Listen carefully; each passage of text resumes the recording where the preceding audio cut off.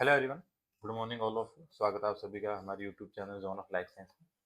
तो अपन ने जो कल मॉलिक्यूलर बायोलॉजी के 100 एमसीक्यू की जो सीरीज स्टार्ट की थी आपके राजस्थान सेट एग्जाम के लिए, 100 क्वेश्चंस का टारगेट ये था कि जो भी मॉलिक्यूलर बायोलॉजी है उसका पूरा का पूरा इन क्वेश्चंस के द्वारा आपका रिवीजन हो जाए। ठीक है, तो उसके लिए अपन ये सीरीज स्टार्ट की थी। सो जिन्होंने प्रीवियस लेक्चर नहीं देखा है वो प्लेलिस्ट में जाके, जो राजस्थान सेट लाइफ साइंस नाम से प्लेलिस्ट है, वहाँ जाके वीडियो देख सकते हो। बेनिफिशियल वीडियो रहेंगे, यहाँ से डायरेक्ट आपका पूरा का पूरा मॉलिक्यूलर बायोलॉजी रिवाइज हो जाएगा। सो फर्स्ट पार्ट में 25 क्वेश्चन थे, सेकंड अपन स्टार्ट करते हैं 26 से। हर पार्ट में अपन 25 क्वेश्चन सोल्व करेंगे। सो 4 वीडियो के अंदर आपकी पूरी की पूरी मॉलिक्यूलर बायोलॉजी कंप्लीट हो जाएगी। सो 26 देखते हैं। यहाँ से बोला है कि इनकरेक्ट स्टेटमेंट बताओ। देखो पहला स्टेटमेंट देखो, primer require in transcription initiation. Second बोल रहा है टर्नरी कॉम्प्लेक्स है डीएनए आरएनए एंड एंजाइम। अगला बोला sigma factor change the DNA binding properties of RNA polymerase. And last बोल रहा है ऑल आर करेक्ट। तो देखो यहाँ पे आपको इनकरेक्ट बताना है। देखो पहला स्टेटमेंट देखो, यहाँ पे बोला है कि primer require in transcription initiation. देखो ट्रांसक्रिप्शन के अंदर आपको प्राइमर की कहीं जरूरत नहीं होती, क्योंकि जो आरएनए पॉलीमरेज है वो आरएनए सिंथेसिस खुद डीएनए स्टार्ट करता है, उसको प्राइमर रिक्वायर नहीं होता। प्राइमर चाहिए होता है आपको डीएनए रेप्लिकेशन के अंदर। सो पहला स्टेटमेंट यहाँ से इनकरेक्ट तो यही हो गया।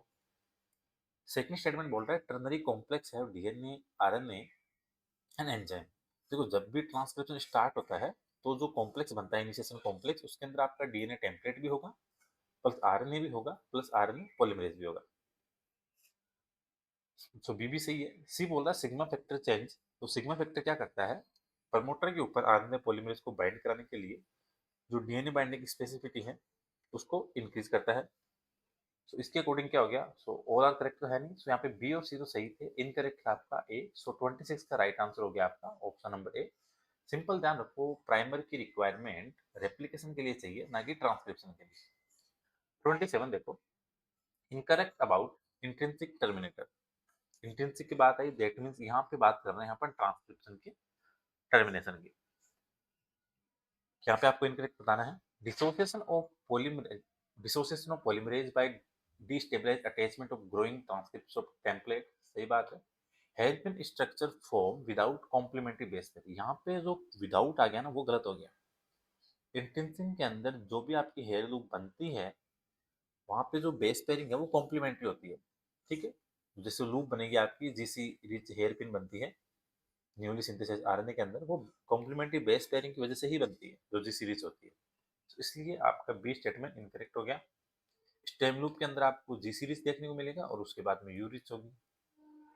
तो सबसे ज्यादा क्या है, जी जीसी और उसके बाद में यू। सो स्टेटमेंट बी यहाँ पे गलत हो गया। सो ध्यान रखना है, जो इंट्रिंसिक टर्मिनेटर है उसके अंदर जो लूप बनेगी उसके अंदर होगी आपकी कॉम्प्लीमेंट्री बेस पेयर। सो 27 पे right answer option number B incorrect हो गया। 28, incorrect about rho dependent termination. आपको यहाँ से रो डिपेंडेंट का बताना है। देखो ये बोल रहा है कि rho is like ligase that will disrupt that DNA RNA complex. देखो लाइगेज तो कैसे होगा, लाइगेज का काम तो जो डीएनए के सेगमेंट्स है उनको आपस में जोड़ने का काम है, क्योंकि रो तो क्या है, एक हेलिकेज है। क्या है, हेलिकेज है। इसलिए ध्यान रखना है कि जो रो है वो एटीपी डिपेंडेंट आरएनए हेलिकेज है, not a ligase. R rho is hexamer, सही बात है, रो हेक्सामर प्रोटीन है। सी स्टेटमेंट क्या है, सी बोला रो बाइंड टू रट साइट, ये कल बताया था, और रट साइट के अंदर होते हैं सबसे ज्यादा आपको साइटोसिन रेसिड्यू, और उसके अंदर ये ध्यान रखना है। तो यहाँ से एक क्वेश्चन ये हो गया कि रो क्या है, हेलिकेज है। ठीक है, इसके बाद में दूसरी चीज हेक्सामर है। सो यहाँ से आपकी इतनी सारी चीजें क्लियर हो गई। सो स्टेटमेंट ए यहाँ पे गलत है, क्योंकि रो लाइगेज नहीं, रो हेलिकेज है। ठीक है, जो डीएनए आरएनए कॉम्प्लेक्स को आपस में डिसअटैच करेगा, इसलिए आपका जो टर्मिनेशन है वो यहाँ से हो जाएगा ट्रांसक्रिप्शन के अंदर। तो 28 right answer option number A. 29 देखो, transcription of most of S N R N A. ठीक है, जिसके अंदर आपका लाइन है, M I R N A है और एम आर एन ए, ये आपको बताना है कि किस किस के द्वारा होता है। देखो जब भी अपन यूकेरियोट्स के अंदर आरएनए पॉलीमरेज अपन पढ़ते हैं, ठीक है, तो यूकेरियोट के अंदर जो आरएनए पॉलीमरेज है वो अलग अलग टाइप के देखने को मिलते हैं। जैसे आरएनए पॉलीमरेज 1 हो गया, सेकंड और थर्ड। देखो आरएनए पॉलीमरेज फर्स्ट बनाएगा आपके आरआरएनए, पहले ऐसे ध्यान रखना है, ठीक है। सेकंड बनाएगा आपके एमआरएनए और थर्ड बनाएगा आपके टीआरएनए। तो ये तो ध्यान रखनी है, आरएनए पॉलीमरेज फर्स्ट बनाएगा आरआरएनए, पॉलीमरेज सेकंड बनाएगा एमआरएनए और पॉलीमरेज थर्ड बनाएगा आपके टीआरएनए। तो ये ध्यान रखना है। इसी के साथ में जो आपके मोस्ट ऑफ एसएनए आरएनए है, स्मॉल न्यूक्लियर आरएनए, ठीक है, एमआई आरएनए, जो भी अदर रेगुलेटरी आरएनए हैं, ये सारे के सारे बनते हैं आपके आरएनए पॉलीमरेज सेकंड के द्वारा। यहाँ से आपको ध्यान रखना है, जो एग्जाम के लिए इंपॉर्टेंट है, डायरेक्ट क्वेश्चन आता है यहाँ पे एग्जाम में, ठीक है। बेनिफिशियल पॉइंट है, इसको अच्छे से ध्यान रखना, ये क्वेश्चन आता भी है। M R N A, M I R N A, ऐसे ध्यान रखो, भूल भी जाओ। एम की बात करो या फिर एम आई की बात करो, ये both are synthesised by polymerase second. 29 right answer option number B. 30 देखो, 5s आर आर एन ए, देखो आर का नाम आ गया, ठीक है। इसके बाद में इसने बोला UN6 are N A sign, ये सारे के सारे किसके द्वारा बनेंगे? देखो यहाँ पे सिर्फ आर एन ए होता तो आपका होता आर एन पॉलीमरेज फर्स्ट, ठीक है, जो मेजर आर एन ए, लेकिन इसने बोला 5s R N A, T R N A, UN6, ठीक है। और जो ट्रांसक्रिप्शन जो जैसे आपके ALU एलिमेंट्स है, साइंस है, ये सारे के सारे बने आपके पॉलीमरेज थर्ड के द्वारा। तो ये चीज़ यहाँ से ध्यान रखनी है, जो एग्जाम के लिए इंपॉर्टेंट है।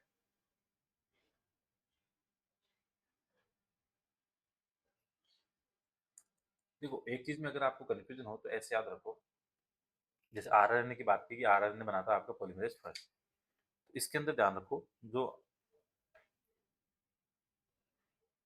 फर्स्ट वाला है वो बनाता है आपके 5.8s, 18s, इसके अलावा 28s।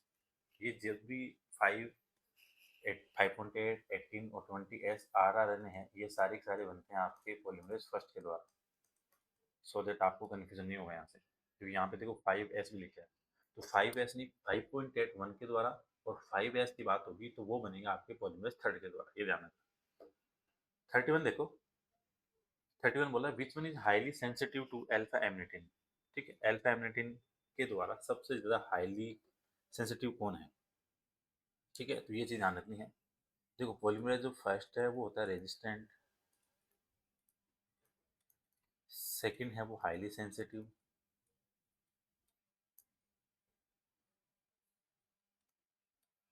और थर्ड है वो है आपका सेंसिटिव एट हाई कंसंट्रेशन। तो ध्यान रखना है, जो अल्फा एमिनिटिन के खिलाफ जो सबसे ज़्यादा हाईली सेंसिटिव है वो है पॉलीमरेज सेकंड। डायरेक्ट क्वेश्चन आता है एग्जाम में। सो राइट आंसर हो गया 31 का आपके ऑप्शन नंबर बी, एग्जाम के लिए इंपॉर्टेंट है, ठीक है, बेनिफिशियल पॉइंट है। और ये है क्या एक तरह का जो पॉइजनस मशरूम है वो है अल्फा एमिनिटिन, पॉइजनस मशरूम,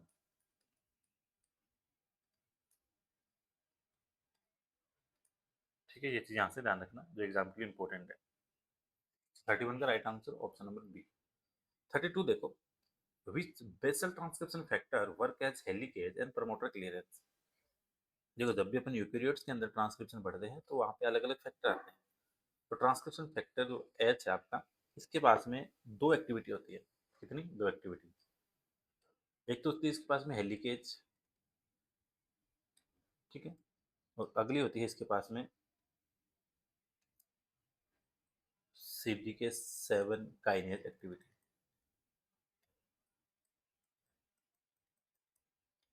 ठीक है। तो हेलिकेज का काम क्या है? डीएनए अनवाइंडिंग का, और जो CDK7 काइनेज है उसका काम है जो CTD है आरएनए पॉलीमरेज की, ठीक, और उसके अलावा जो प्रोमोटर क्लियरेंस है उसमें फैसिलिटेट करता है। तो TF2H है, उसका काम है आपके हेलिकेज प्लस काइनेज का।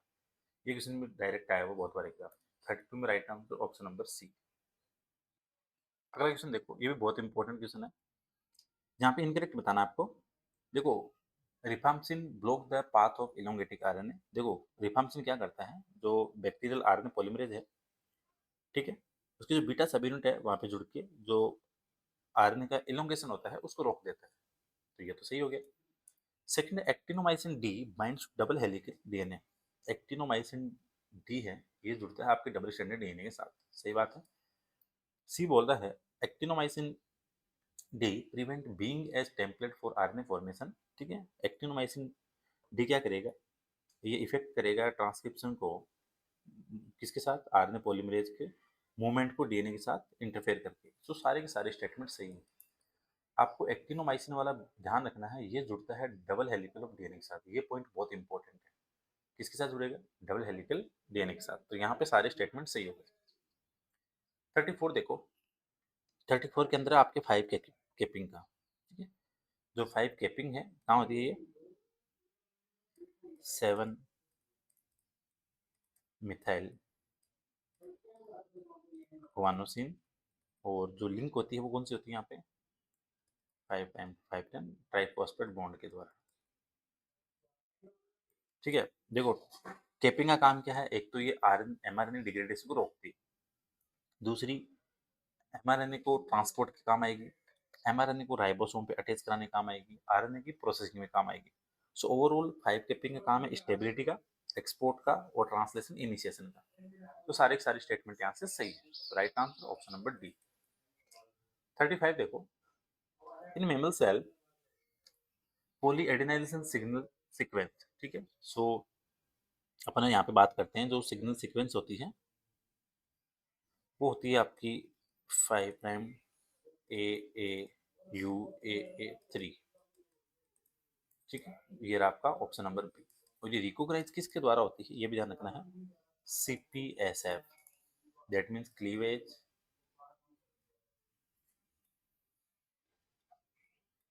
एंड पॉलीएडेनाइलेशन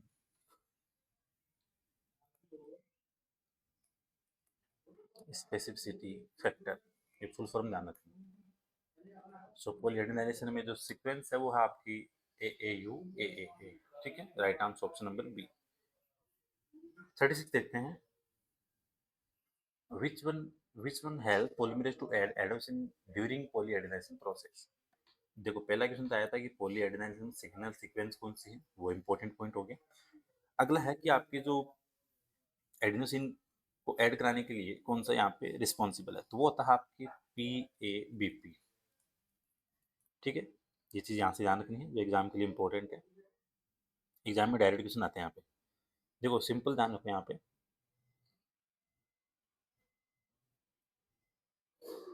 जो पॉलीमरेज है, ठीक है, पॉलीमरेज है, वो एडिनिन रेसिड्यू को ऐड करेगा प्री एमआरएनए के 3 एंड पे, ठीक है। तो ये चीज़ ध्यान रखना। और जो PABP है वो bind the growing poly A tail and help regulate the polyadenylation. तो ये चीज़ यहाँ पे ध्यान रखनी है। सो राइट आंसर होगा आपका PABP।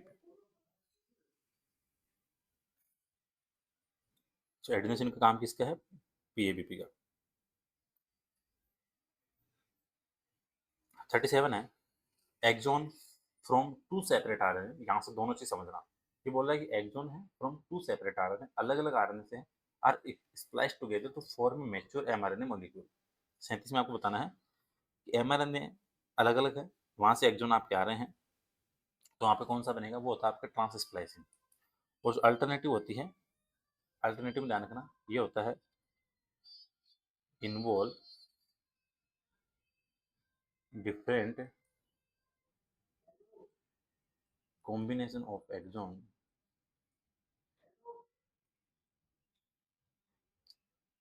from the same pre mRNA। तो ये चीज ध्यान रखना। तो देखो ट्रांस स्प्लाइसिंग में तो क्या होगा, अलग अलग आरएनए मॉलिक्यूल से एक्सॉन आके ज्वाइन करेंगे, और लेकिन जो अल्टरनेटिव स्प्लाइसिंग है इसके अंदर सेम प्री एमआरएनए से अलग अलग कॉम्बिनेशन के एक्सॉन्स आके जुड़ेंगे। तो ये ध्यान रखना। तो यहाँ पे बोला कि अलग अलग आरएनए से आ रहे हैं, तो यहाँ पे आपका आंसर होगा ट्रांस स्प्लाइसिंग।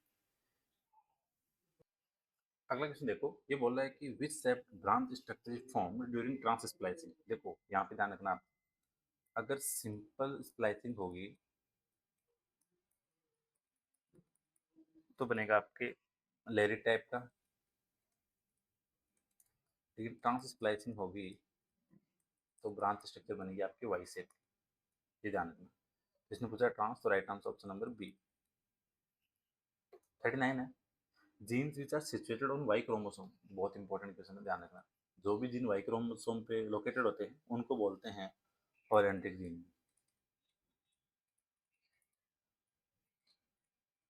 ठीक है। जो ट्रांसमिट होते हैं फादर टू सन, और इनके अगर जीन इन्वॉल्व होंगे मेल डेवलपमेंट के लिए, वो होता है आपका SRY जीन, ये भी जाना चाहिए। So Y link that mean holandric gene, right answer option number B. 40 देखो, sometimes a single gene defect produce many secondary effect. अगर एक सिंगल जीन में डिफेक्ट है तो उसकी वजह से बहुत सारे सेकेंडरी इफेक्ट जनरेट होंगे, इसको बोलते हैं प्लियोट्रोपी, ये ध्यान रखना, ठीक है, एग्जाम के लिए इंपॉर्टेंट है, ठीक है, ध्यान रखना। In one gene influence multiple phenotypic trait, simple ध्यान रखो, when one gene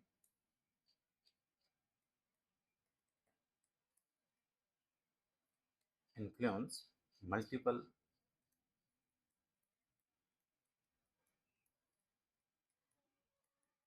phenotypic traits, right answer option number B. 41 देखो, semi conservative DNA replication experimentally proved by, ये क्वेश्चन बहुत इंपॉर्टेंट है, एक्सपेरिमेंटली प्रूव होता है तो आंसर होगा आपका मिशेल्सन एंड स्टॉल, ध्यान रखना, ठीक है, जिन्होंने N15 और N14 लिए थे, सेमी कंजर्वेटिव डीएनए रेप्लिकेशन बताया था इकोलाई के अंदर, ठीक है, right answer option number B. 42 है, यहाँ से आपको बताना है कि इनकरेक्ट कौन सा है। देखो, जो भी करेक्ट इनकरेक्ट वाले स्टेटमेंट आते हैं वहां से दैट मीन्स आपके एग्जाम के लिए अच्छी खासी तैयारी हो जाती है, यहाँ से डायरेक्ट क्वेश्चन बनते हैं, ठीक है, अच्छे क्वेश्चन होते हैं यहाँ पे।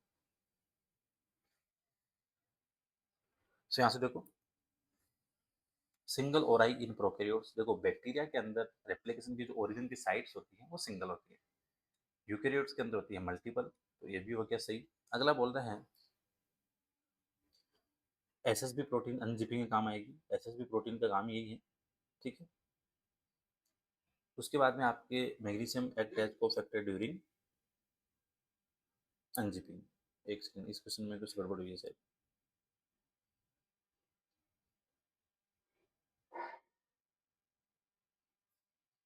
अच्छा अच्छा, हाँ, अनजिपिंग के काम नहीं आएगी, सो यहाँ पे डी, यहाँ पे इनकरेक्ट हो गया, ये चीज़ ध्यान रखना, ठीक है, एग्जाम के लिए इंपॉर्टेंट ये चीज़ ध्यान रखना, क्योंकि जो मैग्नीशियम है मोस्टली एंजाइमेटिक रिएक्शंस के काम आता है, ठीक है, जो न्यूक्लिक एसिड्स वगैरह की है वहाँ पे, स्पेशली पॉलीमराइज में, बट रिस्पॉन्सिबल नहीं है डीएनए अनजिपिंग के लिए, सो यहाँ पे right answer option number D.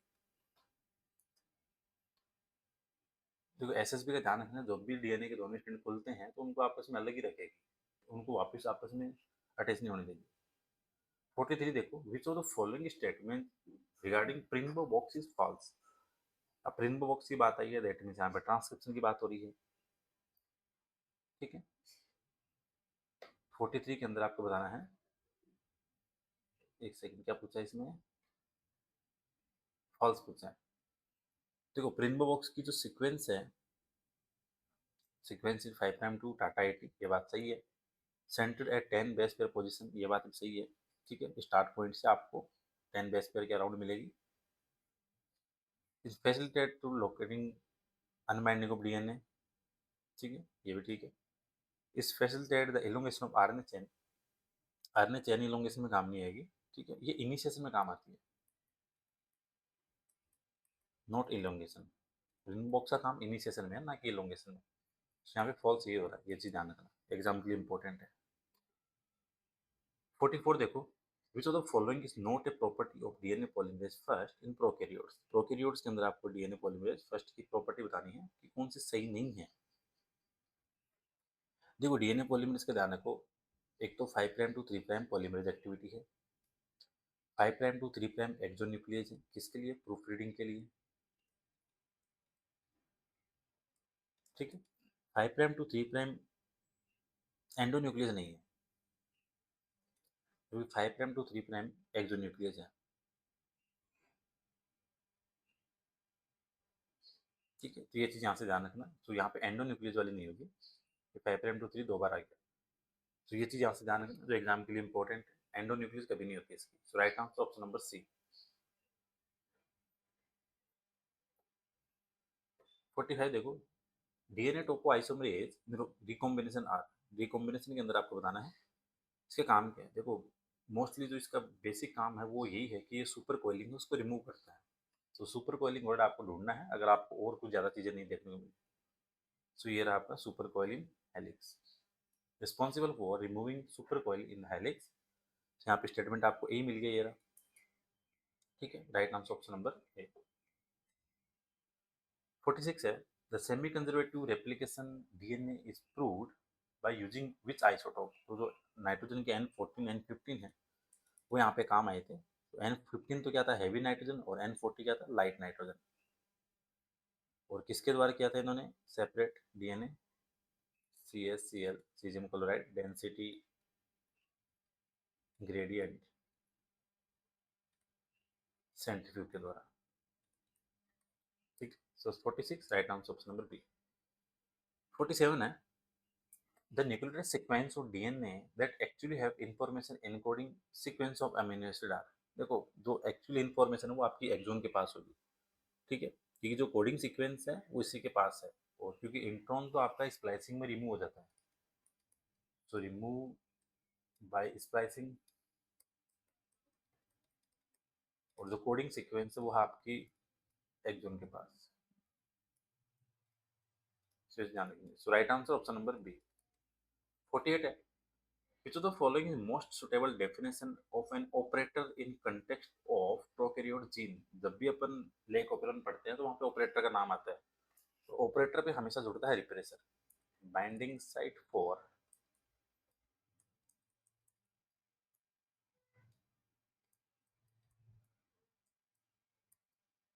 क्या है, रिप्रेसर, जैसी ध्यान रखना। देखो, a DNA binding protein that regulate gene expression, a cluster of gene which are regulated by a single promoter, a non-coding regulated DNA sequence bound by DNA polymerase, ये रहा last, a non coding regulated DNA sequence bound by repressor protein. So operator पे जुड़ता है repressor, promoter पे जुड़ता है polymerase. Simple ध्यान रखो, प्रमोटर पॉलीमरेज, ऑपरेटर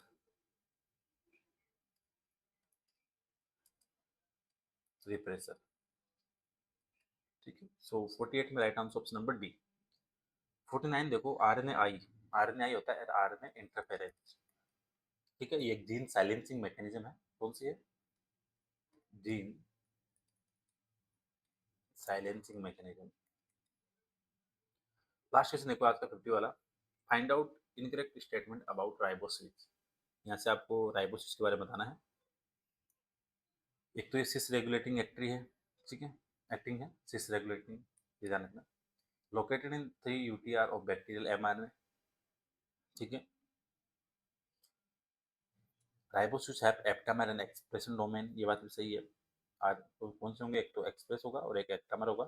सो राइट हो गया आपके सारे के सारे correct, all are correct about ribosomes. तो ये थे आज के 50 क्वेश्चंस कंप्लीट हो गए। 25 कल थे, 25 आज हो गए। सो ऑलमोस्ट आपके 50 क्वेश्चन कंप्लीट हो गए। अगले 50 क्वेश्चन और हो जाएंगे कल और परसों में। जैसे आपके मॉलिक्यूलर बायोलॉजी के 100 इंपॉर्टेंट MCQ कंप्लीट, और होपफुली इन 100 MCQ के अंदर मैंने ऑलमोस्ट सारी जो मॉलिक्यूलर बायो है उन सबको यहाँ पे कमांड किया है, ठीक है। प्लस इसी के साथ साथ अगर आपको क्वेश्चन प्रैक्टिस अच्छी करनी है, अच्छे क्वेश्चन है टेस्ट सीरीज के अंदर, zone of life science app download करके उसमें आप एनरोल हो सकते हो। अच्छे क्वेश्चन है टॉपिक वाइज, और PYQ भी मिलेंगे लास्ट में टेस्ट के फॉर्म में, तो वो वहाँ से आप जाके ज्वाइन कर सकते हो zone of life science app download करके। तो thank you so much watching session, मिलते हैं कल नेक्स्ट क्लास।